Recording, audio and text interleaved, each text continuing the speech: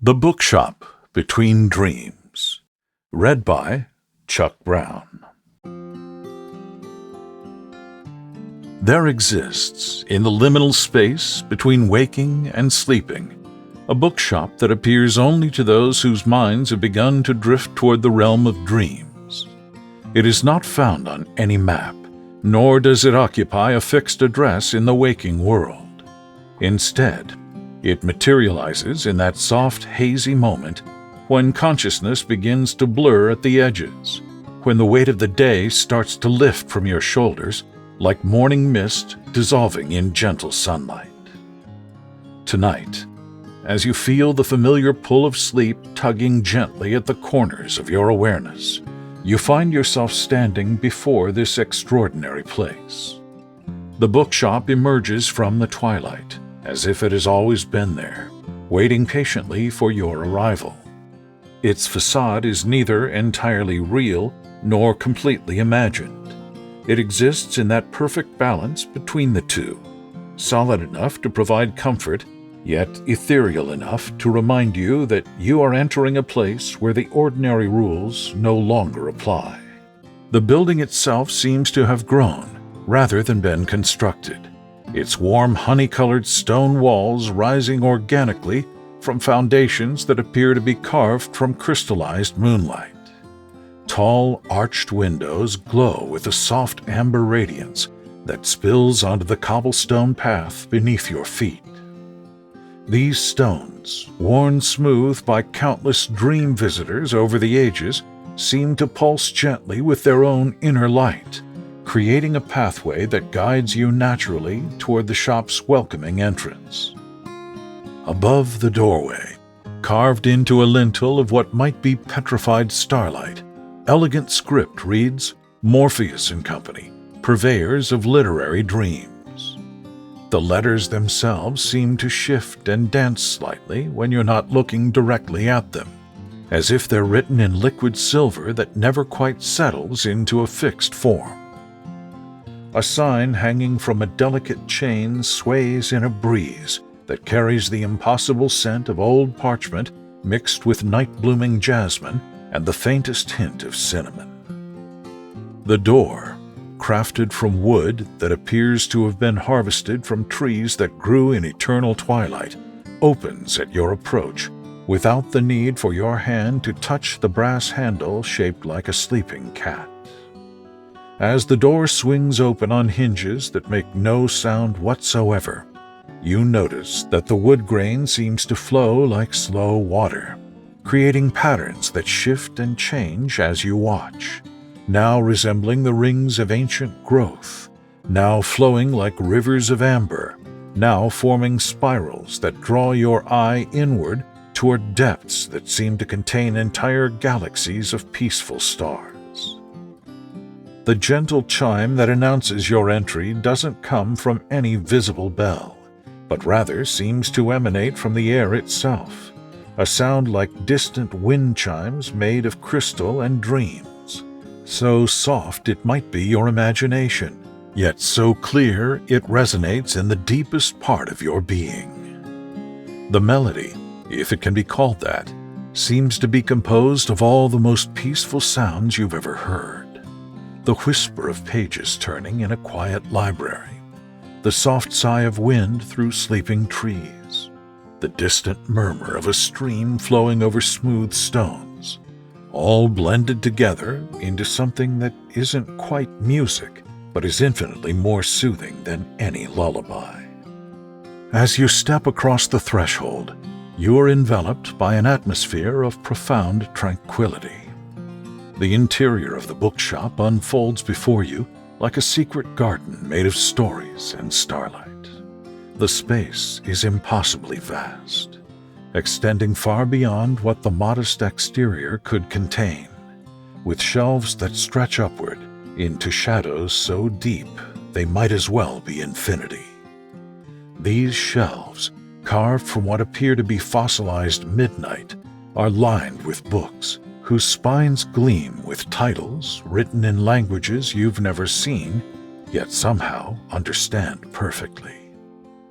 The air inside carries that distinctive scent of old books, that complex perfume of aged paper, well-worn leather bindings, and the indefinable essence of stories that have been loved and shared across countless nights.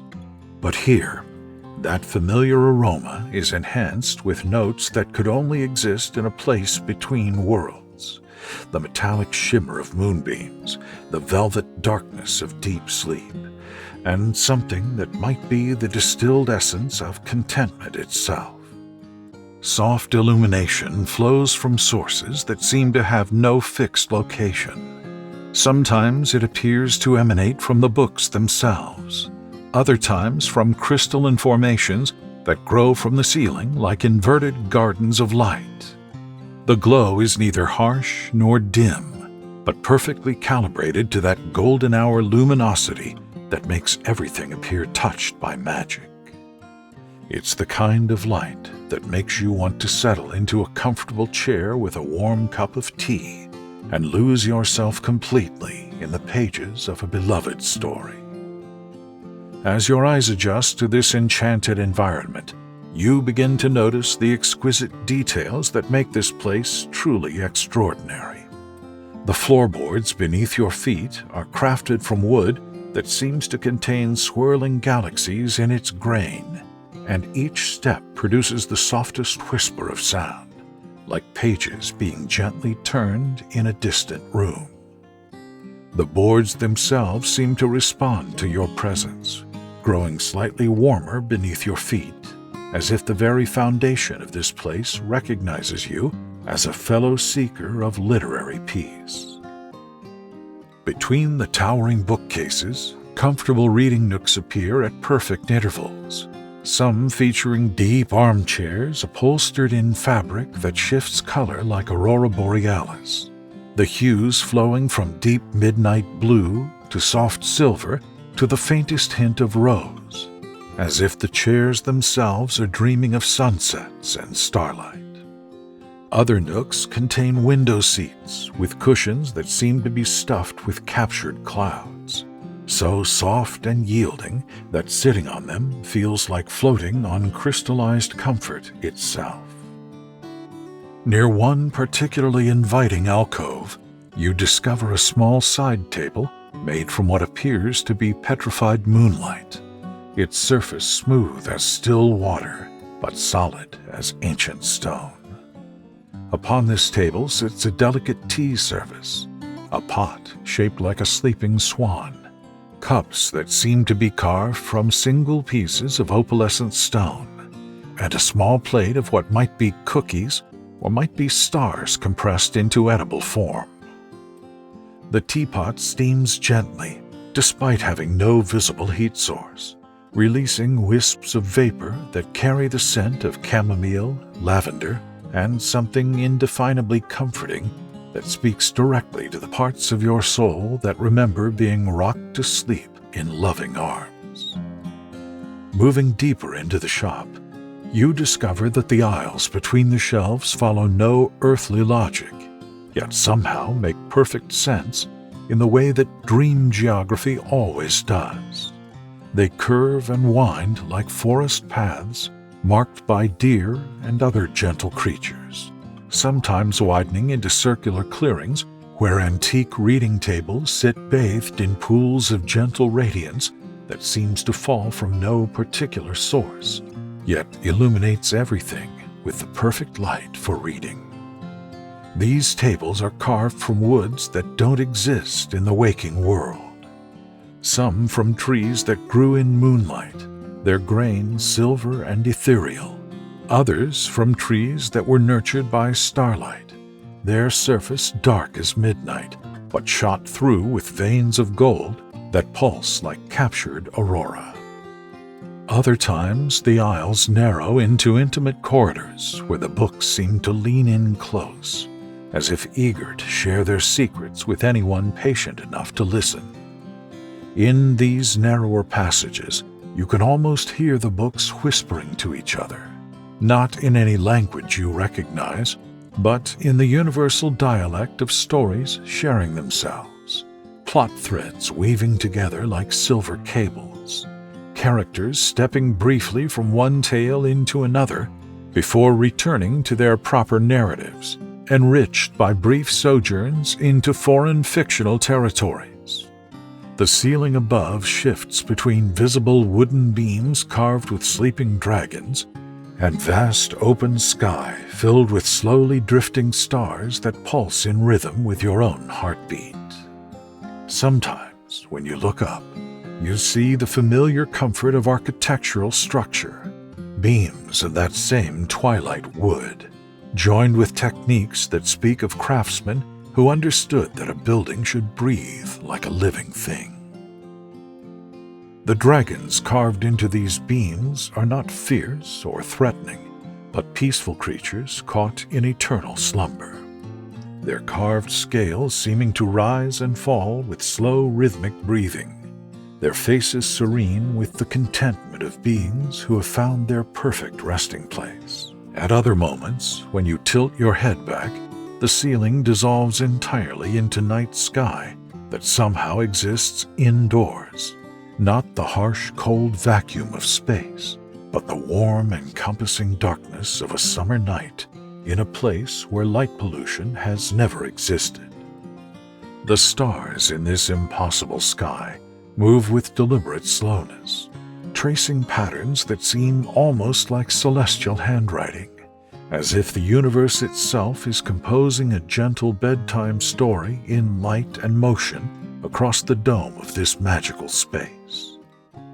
In one section, you find books whose pages flutter gently despite the absence of any breeze, their words occasionally lifting from the paper to dance briefly in the air before settling back into their proper places like butterflies returning to their favorite flowers.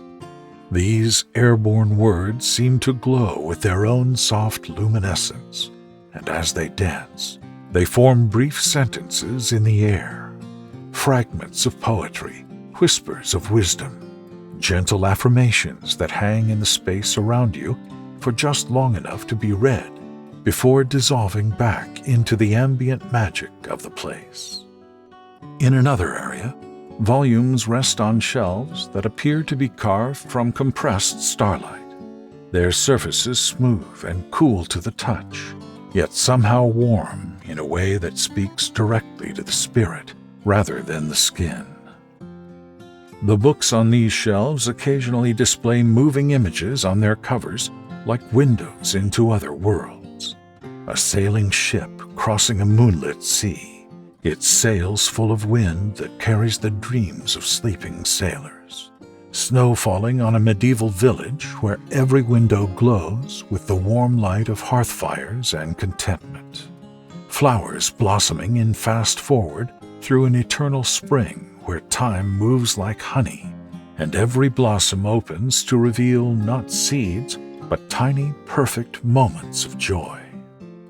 One shelf contains books that seem to be bound in pressed flower petals, their covers creating a riot of gentle color that shifts from lavender to rose to the palest yellow, like sunset clouds made solid and transformed into vessels for stories. Another shelf holds volumes that appear to be crafted from crystallized music. You can see the frozen melodies in their translucent covers, and when you run your finger along their spines, the faintest whisper of half-remembered lullabies seems to emanate from deep within their pages.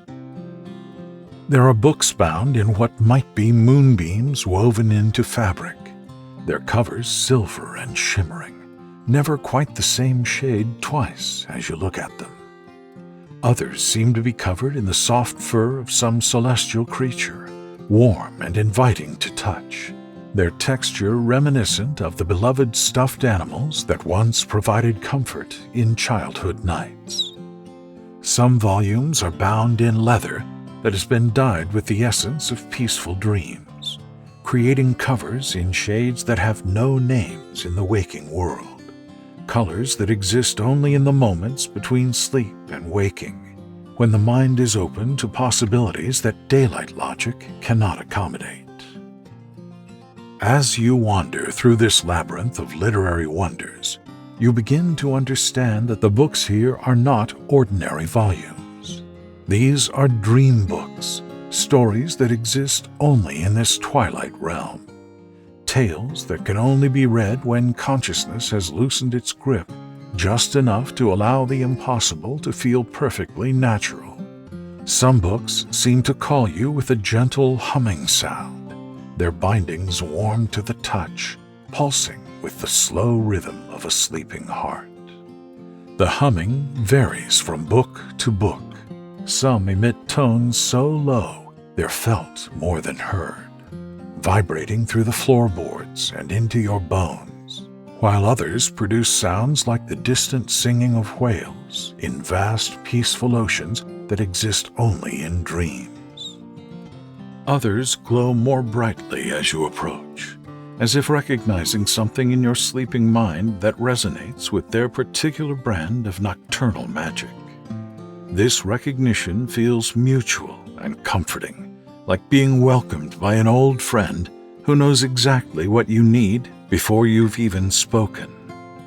The glow isn't harsh or demanding, but soft and inviting, reminiscent of the way fireflies illuminate summer gardens, brief, magical, and somehow connected to mysteries that are felt rather than understood. You notice that some books seem to exist in multiple states simultaneously. Their covers show different titles depending on the angle from which you view them. Their thickness changes as you watch, and their weight shifts in your hands as if they contain not just words, but entire worlds that are constantly growing and changing. One volume might appear as a slim poetry collection when viewed from your left, but transform into a thick anthology of peaceful stories when seen from your right. Another might feel light as a feather when you first pick it up, but grow substantial and comforting in your hands as your need for its particular wisdom increases. There are books that seem to breathe, their covers rising and falling in slow meditative rhythms that match the deep breathing of perfect sleep. Books whose pages rustle like autumn leaves even when unopened, as if the stories inside are so alive they cannot help but move and whisper among themselves. Books that emit the faintest sound of distant rain on quiet rooftops, or the gentle lapping of waves on shores that exist in the most peaceful corners of imagination. In one particularly enchanting section, you discover books that appear to be growing from the shelves themselves, as if the stories have taken root in the wood and are slowly emerging into physical form. Their bindings seem to be made of bark that has been polished to silk smoothness, and their pages rustle with the sound of wind through leaves. When you open one of these organic volumes, the scent that emerges is that of a forest after rain, earthy, clean, and filled with the promise of new growth and endless possibility. You pause beside a shelf where a particularly intriguing volume seems to shimmer with its own inner light. The book is bound in midnight blue leather that feels like silk beneath your fingertips, and its title, embossed in silver letters that seem to be made of crystallized moonbeams, reads Chronicles of the Peaceful Hours. The letters themselves seem to pulse gently, as if they contain their own heartbeat, and when you trace them with your finger, they leave a brief trail of silver light that fades slowly, like the afterimage of shooting stars. The book's spine bears intricate designs that seem to shift and change as you watch, now showing phases of the moon in delicate silver inlay, now displaying constellations that map the geography of perfect rest, now revealing elaborate patterns that might be Celtic knots or might be the mathematical equations that govern the flow of dreams from one sleeping mind to another. The cover feels substantial, yet weightless, paradoxically heavy with the importance of the stories it contains, yet light enough to hold for hours without strain. As you lift it from its resting place, the book falls open naturally to a page that contains not words, but gentle swirling patterns of soft color that seem to move like slow-motion aurora across the parchment. The colors flow in gradual waves, deep blues dissolving into silver, silver melting into the palest gold, gold softening into rose, rose deepening back into blue, in an endless cycle that somehow perfectly captures the rhythm of peaceful breathing. The patterns don't simply lie flat on the page, but seem to have depth, as if you're looking through a window into a space where color and light dance together in perfect harmony. Around the edges of these flowing colors, delicate text begins to appear, writing itself across the page in script that looks like it might have been penned with liquid starlight. The words don't march in rigid lines across the page, but flow like water, following the contours of the color patterns, sometimes spiraling in gentle curves, other times cascading down the page like waterfalls of meaning. The text seems to glow faintly, not bright enough to be distracting, but just luminous enough to make reading feel like an act of communion with something sacred and peaceful. Settling into a nearby armchair that seems to mold itself perfectly to your body, you discover that the chair itself is a marvel of dream engineering. The upholstery shifts and adjusts constantly, not in any jarring way, but with the gentle responsiveness of something that understands exactly what your body needs for perfect comfort. Sometimes the fabric feels like the softest velvet, other times like silk that has been woven from catapulted sunbeams, and occasionally like something that has no equivalent in the waking world. A texture that can only be described as the feeling of being perfectly understood. The armrests seem to anticipate where you want to place your hands, rising or lowering slightly to provide the ideal support. The back of the chair adjusts the perfect angle for reading, while somehow also cradling your spine in a way that releases tension you didn't even realize you were carrying.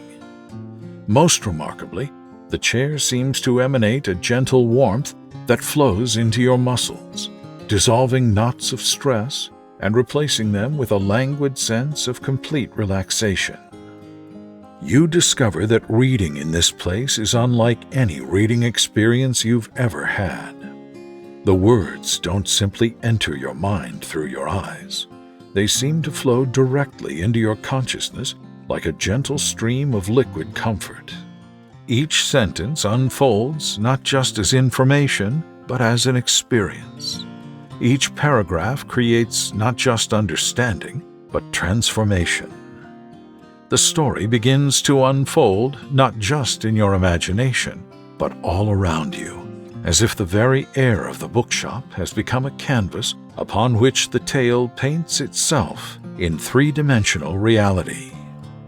The atmospheric reading experience is enhanced by subtle changes in your environment that seem to respond to the story's content. As the chronicle speaks of mountain meadows, the air around you carries the faint scent of wildflowers and pine. When the narrative describes ocean shores, you begin to hear the distant whisper of waves, so soft it might be the blood moving through your veins, yet so clear it transports you to beaches where time moves differently and peace washes up with every tide. During passages about starlit nights, the lighting in the bookshop dims slightly, and you become aware of tiny points of light scattered across the ceiling like an indoor galaxy designed specifically for your private contemplation. The story tells of a traveler who has spent long years searching for a place of perfect rest, journeying through landscapes both beautiful and challenging, always carrying the hope that somewhere ahead lies a sanctuary where all the accumulated weariness of existence can finally be set down like a heavy pack at the end of a long journey. This traveler has walked through cities where the lights never dim and the noise never stops, across deserts where the sun scorches away all possibility of peace, through forests where every shadow might hide anxiety and every rustling leaf whispers of unfinished tasks and unmade decisions. The traveler's quest began, the chronicle explains, not with a single moment of decision, but with a gradual recognition that something essential was missing from life. That quality of deep rest that goes beyond mere sleep. That sense of profound peace that exists independent of circumstances. The traveler had tried many approaches to finding this elusive tranquility. Meditation gardens where serenity was cultivated like a crop. Mountain retreats where silence was supposed to provide answers. Seaside villages where the rhythm of waves promised to wash away all worry. Each attempt had provided temporary relief, moments of respite that felt like sips of cool water to someone dying of thirst. But the peace never lasted beyond the boundaries of these special places, never transformed into something that could be carried back into the ordinary world, where bills must be paid and deadlines must be met, and the endless demands of existence reassert themselves with relentless persistence. As the narrative progresses, you find yourself walking alongside this traveler, feeling the gradual lightening of burdens that you didn't even realize you were carrying. The chronicle has the remarkable ability to make the traveler's fatigue feel like your own, but also to make the gradual release of that fatigue feel equally personal and immediate. With each step the traveler takes toward their mysterious destination, you feel your own shoulders relaxing, your own breathing becoming deeper and more natural, your own mind releasing its grip on the day's accumulated tensions. The traveler's path leads through enchanted forests where the trees whisper lullabies in languages older than memory, their branches swaying in rhythms that seem designed specifically to slow racing hearts and calm scattered thoughts. The very air in these forests carries medicinal properties, not the harsh medicine that tastes bitter and works through force, but the gentle healing that comes from being completely understood and completely accepted. With each step of this journey, you feel your own daily tensions beginning to dissolve, as if they too are being left behind on this mystical path toward ultimate tranquility. As you read, or rather as you experience this story, you become aware that other dream visitors have found their way into the bookshop tonight. In the peripheral vision of your sleeping mind, you catch glimpses of other souls settled into their own reading alcoves, each absorbed in their own perfect story. There's a woman curled up like a cat in a window seat, reading what appears to be a book made entirely of pressed flower petals. An elderly man sits at a round table, his fingers tracing words that seem to be written in lines of golden light across pages made of crystallized autumn leaves. These other visitors exist in the same peaceful silence that enfolds you, each person creating their own bubble of perfect solitude while contributing to the overall atmosphere of shared tranquility. Occasionally, you hear the soft whisper of a page being turned, or the gentle sigh of someone settling deeper into their chair. But these sounds only enhance the profound sense of peace that permeates every corner of this impossible place. The proprietor of this establishment, when he finally appears, is exactly what you might expect from someone who curates dreams for a living. Morpheus himself is neither young nor old, but exists in that timeless space where age becomes irrelevant. His hair might be silver, or it might be spun moonlight, and his eyes hold the deep, gentle wisdom of someone who has witnessed countless peaceful dreams and understands the exact alchemy required to transform waking worry into sleeping serenity. He moves through his shop with the quiet grace of someone who has learned to walk on whispers, checking on his visitors without intruding on their private communion with their chosen stories. When he pauses near your chair, you sense rather than see his approving smile at your selection. "Ah," his voice seems to say, though you're not entirely certain he has spoken aloud. "The Chronicles, an excellent choice for a night when the soul seeks to remember what true rest feels like." As your story continues to unfold, both on the pages before you and in the transformed air of the bookshop, you realize that the boundary between the tale and your own experience has completely dissolved. You are the traveler now, and the traveler is you. And together, you have found that place of perfect sanctuary that seemed so elusive in the waking world. The bookshop itself has become part of the story, or perhaps the story has expanded to encompass the bookshop. The distinction no longer matters, if it ever did. Time moves differently here, following the logic of dreams rather than clocks. Minutes might be hours, or hours might be the space between heartbeats. The story you're reading seems to last exactly as long as it needs to, expanding and contracting to fill the precise amount of time required for your spirit to fully absorb its healing message. Other dream visitors come and go like gentle phantoms, each finding their perfect story at their perfect moment, each leaving with something essential restored to their sleeping souls. The traveler in your story, who is you, who is everyone who has ever carried the weight of an unrestful day, finally arrives at their destination. It is a place that defies description because it is different for every person who finds it, yet always exactly what their deepest self knew it needed to be. For some, it might be a cottage beside a lake, where the water reflects not just the sky, but pure peace itself. For others, it could be a garden where every flower blooms with a differing shade of contentment, or a library where every book contains only the most soothing stories ever dreamed. In your version of this sanctuary, you find yourself in a room where the walls are made of crystallized quietude, and the floor is carpeted with woven starlight.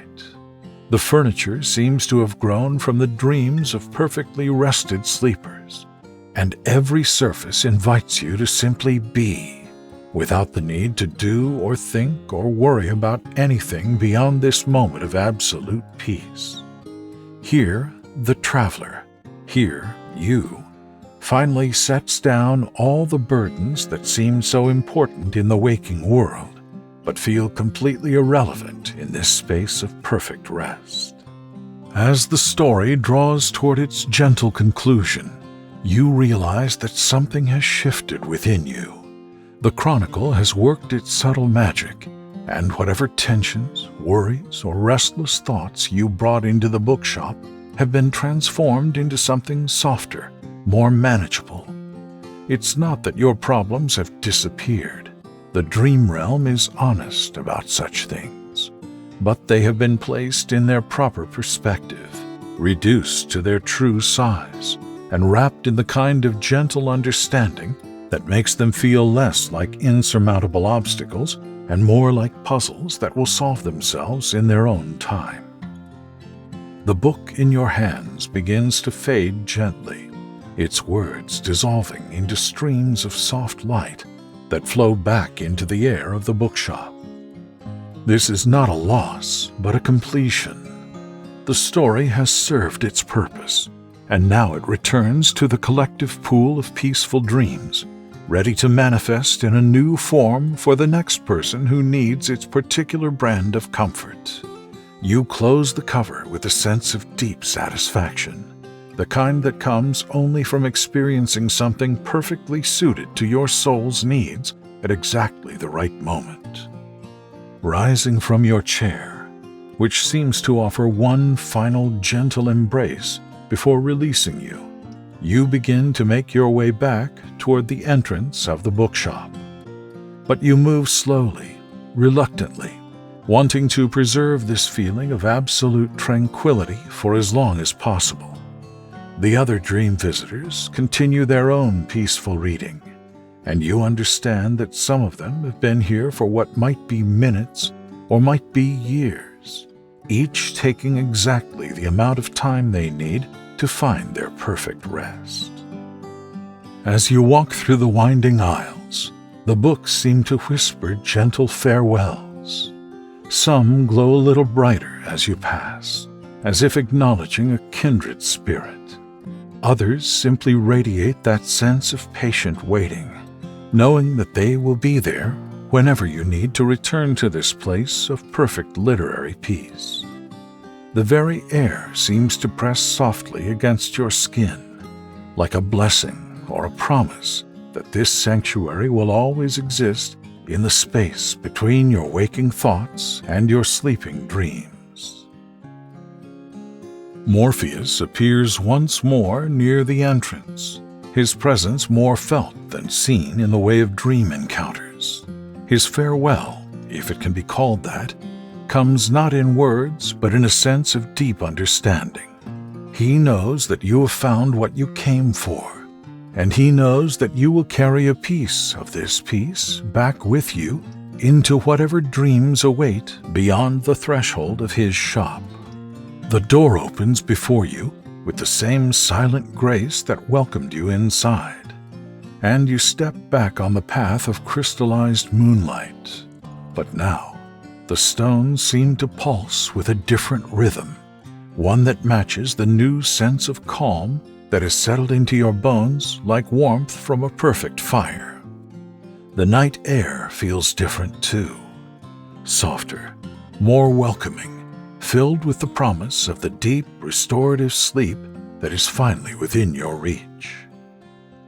As you turn for one last look at the bookshop between dreams, you find that it is already beginning to fade, not disappearing so much as dissolving back into the twilight realm where it belongs. The warm glow from its windows grows softer and more diffuse. The honey-colored stones of its walls become translucent, and the carved sign above the door shifts into languages you don't recognize, but somehow still understand. Sweet dreams, it seems to say, until we meet again. But even as the bookshop fades from sight, you know with absolute certainty that it hasn't truly gone anywhere. It exists now not just in the liminal space between waking and sleeping, but in that newly peaceful corner of your mind that has been touched by its magic. Whenever you need to return, whenever the weight of the waking world becomes too heavy, whenever your spirit needs that perfect sanctuary where all burdens can be mixed with night-blooming jasmine, the feel of starlight-carpeted floors beneath your feet, and the profound silence that wraps around perfect stories like a blanket made of distilled tranquility. The path beneath your feet begins to grow softer, less defined, as you move away from the bookshop and deeper into the realm of true sleep. Your steps become lighter, your breathing slower and more rhythmic, and the gentle magic of the chronicle continues to work its way through your consciousness like a slow-acting medicine designed specifically for overstressed souls and restless minds. In the distance, you can hear what might be the sound of pages turning in the wind, or it might be the whisper of waves against some distant shore where sleep washes up like gentle tide, carrying with it all the peace and rest that the waking world sometimes forgets to provide. The sound grows closer and softer simultaneously, until it becomes indistinguishable from your own steady breathing, your own slowing heartbeat, your own mind finally releasing its grip on the day and allowing itself to drift into the deep, healing darkness where dreams bloom like flowers in a midnight garden. And there, in that perfect darkness, you carry with you the memory of the bookshop between dreams, not as something you once visited, but as something you now possess, a sanctuary that exists always just at the edge of your consciousness, waiting patiently for whenever you need to remember what true peace feels like.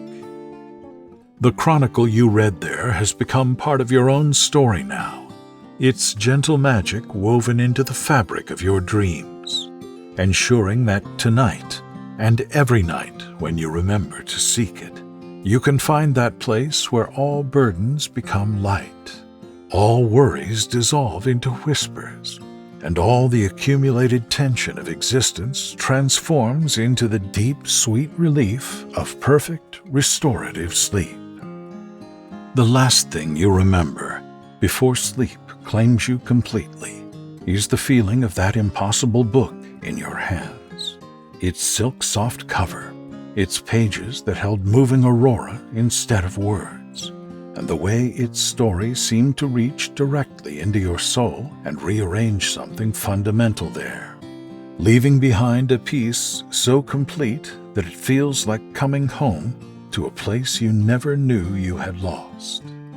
This feeling sinks deeper and deeper into your consciousness as sleep rises to meet it, the two forces merging into one perfect state of rest that will carry you gently through the night and leave you, come morning, with the kind of deep refreshment that can only come from having truly, completely, absolutely let go. The end.